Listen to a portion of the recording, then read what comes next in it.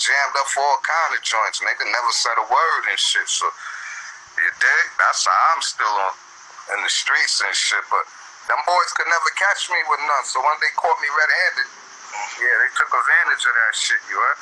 And certain grounds they wasn't supposed to deport me on and shit. So they got a chance to get rid of me, and they got rid of me, bro. They couldn't get me with nothing else. They was like, we can't put 100 years on them, so fuck it. We gonna send that nigga back.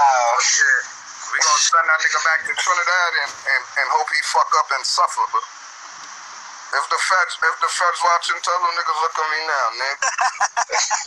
Jeez. Yeah, it's loopholes and everything, man. I came down here and did the whole opposite of everybody thought I was gonna do. You dig? I just came down here, kept a level head, stayed focused. It wasn't easy.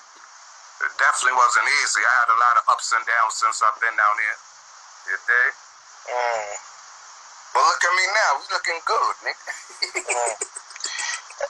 As far as the language, like, did you have a situation where conversations or language or understanding how the people, talk and shit like that?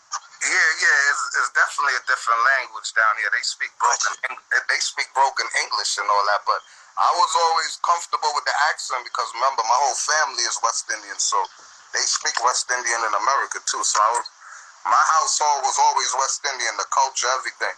Gotcha. So I was always used to that when I came back down here, the accent and all that. I can't talk it, but I understand it. Yeah. As far as with social media and everything like that, even though you was like, it's easier to get access and everything in the States, is it still, with social media and the way things are now with the internet, are you still able to operate using social media to your advantage out there? Oh, yes. Yeah, for sure, because you got to remember, the hustle don't stop, the grind don't stop. Thank God for technology. That actually kept me active and relevant and all that. But what I could say about that is, like I said, I can't really move around like I want to. Because remember, I'm not there physically. So I can't really shake the way I want to shake. and pull up the way I want to pull up. You dig? Yeah. So that's the difference. I can't move around. You dig? And like I said, all my business is up there. You dig? So, But it's cool. I'm making it work, man. It is what it is. They say, when can you see a banging documentary? It's crazy. I'm working on the documentary right now. My live personal documentary. It'll be dope. It's going to be dope. So I'm looking to release that documentary probably the end of the year. But that's in production as we speak. Yeah. I'm pushing that for Netflix too. Yeah. Speaking on that, when you going through your documentary, does a lot of it heavily, Queens influence? Like, are we gonna see a lot of Queens in there? Like a lot. Yeah. Facts. A lot of Queens, big Queens. Remember, I am Queens. Yeah. You dig? Like, I am Queens. I say that proudly because, like, what I did for that borough, a lot of people ain't do. And I'm talking about, like, positive-wise. Even when I was in America, I did a lot of positive things. It's just the aura I had around me was outshadowing everything. Put a shadow on everything, I should say. But I always did positive things and productive things in Queens. I always took care of my team, took care of my niggas, took care of the kids, anything around me. So, you dig? So, of course, it's going to be heavy Queens influence, you dig? Because I remember I'd be on the block. I was a hustler. I saw heroin and shit. I was selling that shit when niggas was scared to touch that shit. You dig? So, like, I'm getting money on the block. A little kid come home from school or whatever, I might have a dope shirt on. The little kid might like, man, that's hard, man. I want one of those. I'll actually take the shirt off my back and give it to the little homie. I did that numerous times, you dig? So, I always did great things for Queens. Giving out turkeys on Thanksgiving. We did that for Queens. Like, giving back to the hood. We did that for Queens, you dig? A lot of Queens artists I helped out. A lot of people in position right now I helped out. A lot of these guys. Yeah, I don't gotta name names, but they'll tell you, like, we're thankful for this guy. How was you able to, connect from the streets to the music shit? Like, how was, that connection for you? Shout out to the whole Germany. I see my Germany peoples up there. Shout out to the whole 187, Bones and everybody. Pascal, what up? Say that again, Magic. Nah, just like how was you able to make the transition from streets to like being able to be connected with like hip hop, or you know what I'm saying, actually be connected with the music shit? Like, was you gotta remember, like I came up in the late 80s, early 90s in the streets. So the streets was hip hop, you heard? Okay. The streets influence hip hop. So this generation might get it confused because like everybody looking at these entertainers to set the trends. It wasn't like that when I was growing up. We was the trendsetters. The rappers wanted to be at his bitches. Because remember, that rounds in the 80s and the late 80s, early 90s, hip-hop wasn't generating a lot of money back then. Gotcha. We did a lot of shit out of love back then. Everything now was money. In my generation coming up in this music business, the hip-hop shit, it was love. Genuine love. Niggas ain't care about the money. It was about respect. Gotcha. Your reputation. You dig? But this generation now, everybody look up to the rappers. Even these street guys look up to the rappers. Not in my generation.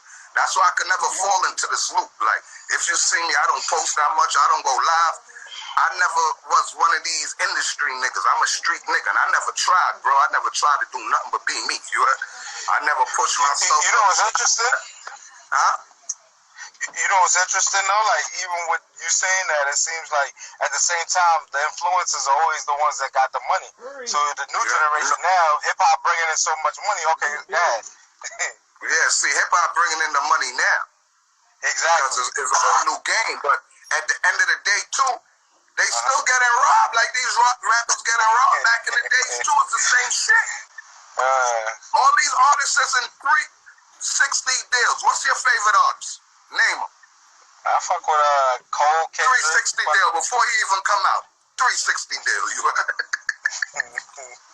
all these artists is in 360 deals, so they still getting robbed.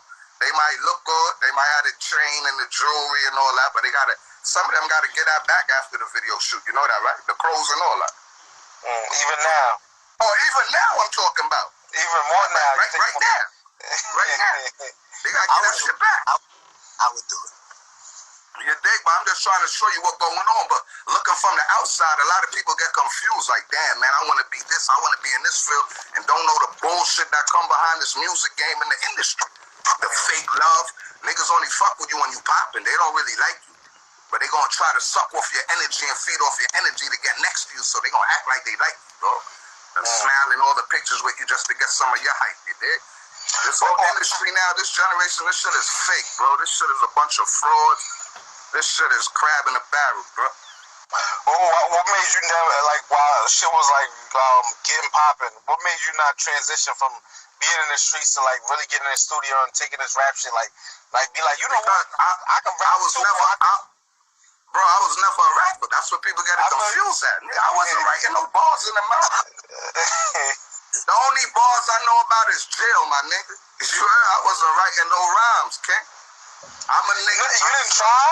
You didn't try to be like, you know what? You didn't even try to be like, fuck it, let me fuck with this shit. It's money in this shit. No. Don't listen. The only shit you might see me on freestyle back in the days, cause my whole neighborhood rap. But before we get into that, like, we gonna get into what you just said about the hip hop shit. I came up in hip hop in the early 80s, in the late 80s, early 90s. Remember, my big homie was Freaky Ty, and rest in peace. His birthday Friday.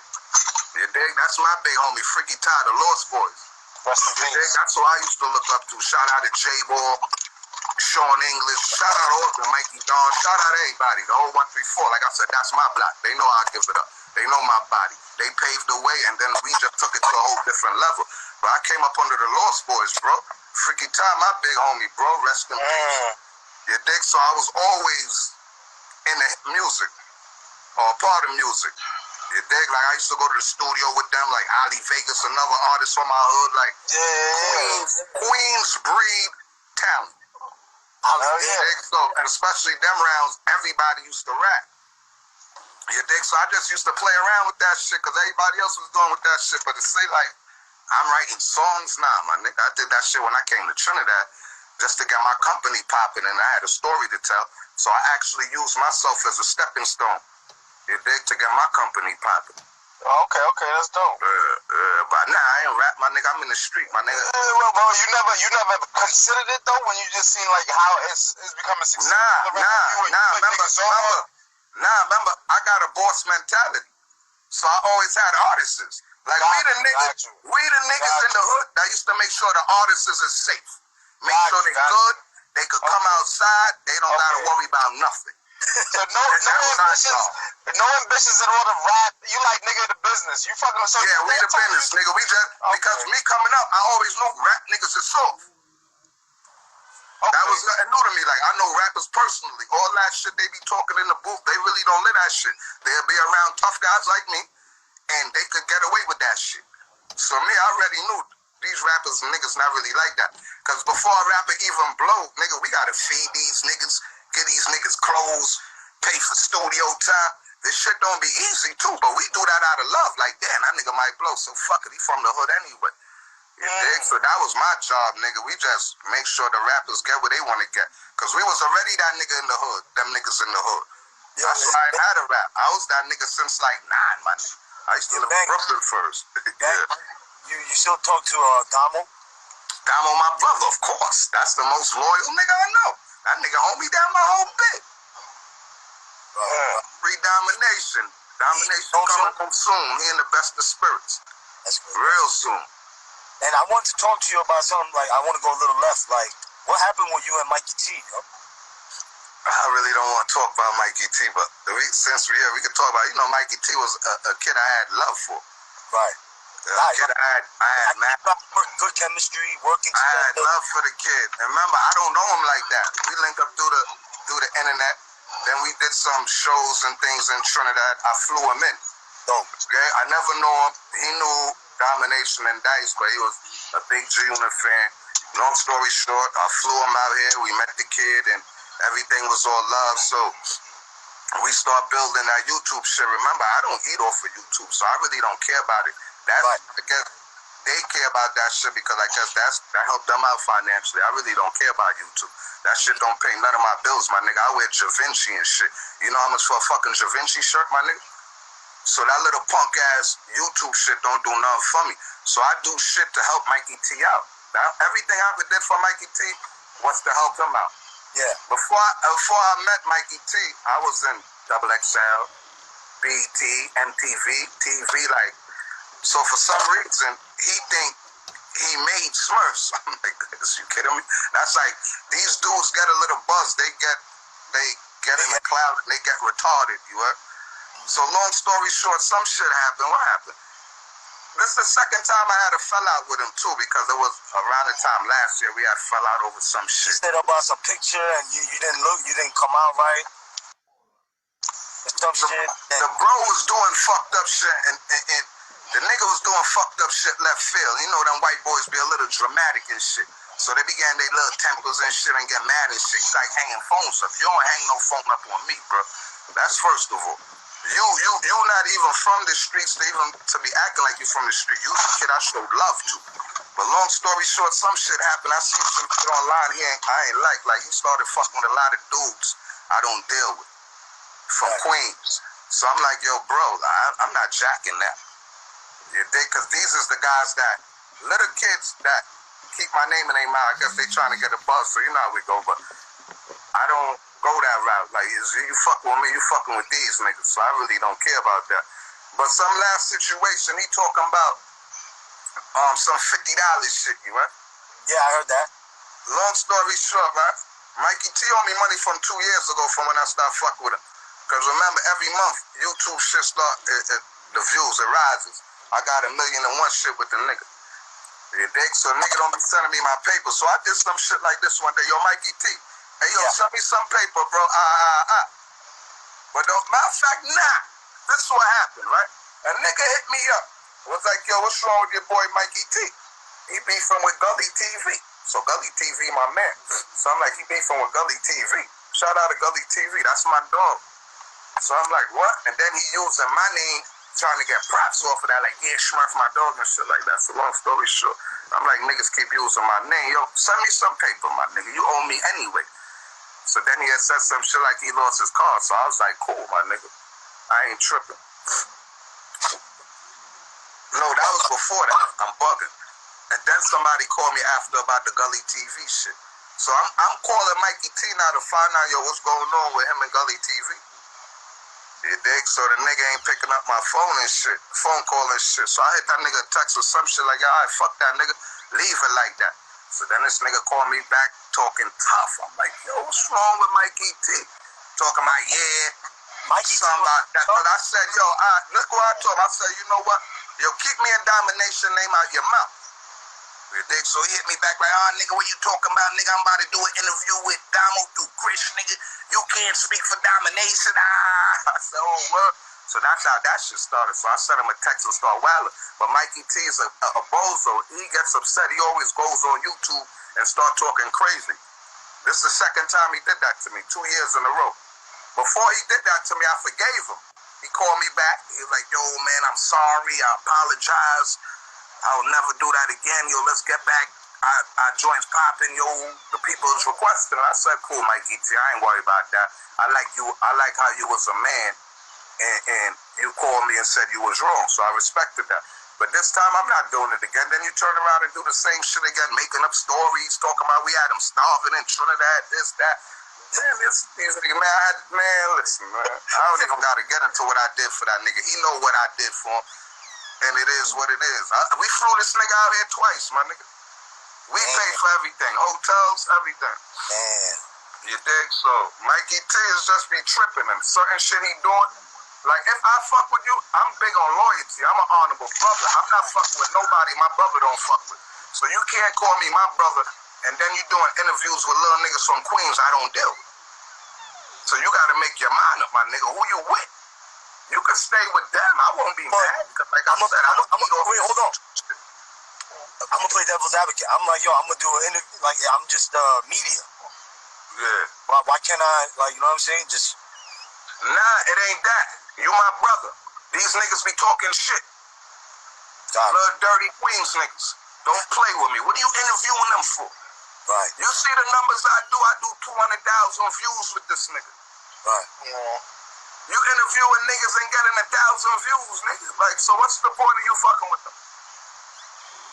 I'm big on loyalty. That's just me, my nigga. Like, if I know my brother got a situation with it, I'm not fucking with you, my nigga. That's just my principles. Right. And I understand me. Not everybody like me. So that's why a lot of people just could go their way. I stand on different morals and principles, bro. And then you talking shit. You lying to the world, my nigga. Then you making shit up lying. Damn. You dig? But he just did an interview talking about he's sorry. He want Queen's Flip to reach out to me to see if they could figure it out. First of all, can't nobody in this world, gangster nigga, any nigga, make me do nothing, could call me and tell me change my mind on anything. It don't work like that with me. When it comes to this gangster shit, I'm like on top of the food chain, my nigga. So who gonna call me and tell me anything? So he did say, reached out and said he was sorry, but nah, I'm not taking you back 3 times. I took you back already. It ain't gonna be a second time. Then you gonna bite me again. Right. You biting a nigga that actually looked out for you. I never really needed Mikey T. I could go on YouTube and do blogs myself. Nobody knew who Mikey T was till he was fucking with me. So, and he said he made Smurf. So I said, okay, you made me, make another me. Shit like that. But shout out to everybody. I'm cool. I don't need nobody. I got my niggas. I deal with street niggas. You see, my support system is from the streets, and we got different values. How we do it? Yeah, we got different values, morals, and principles. We know what to do and what not to do. You dig? That's why I love street niggas. I can't fuck with industry niggas. I'm done helping them niggas. Nah, you but shout out to Mikey T, man. I wish everybody the best of luck, man. I hope you do great with yourself.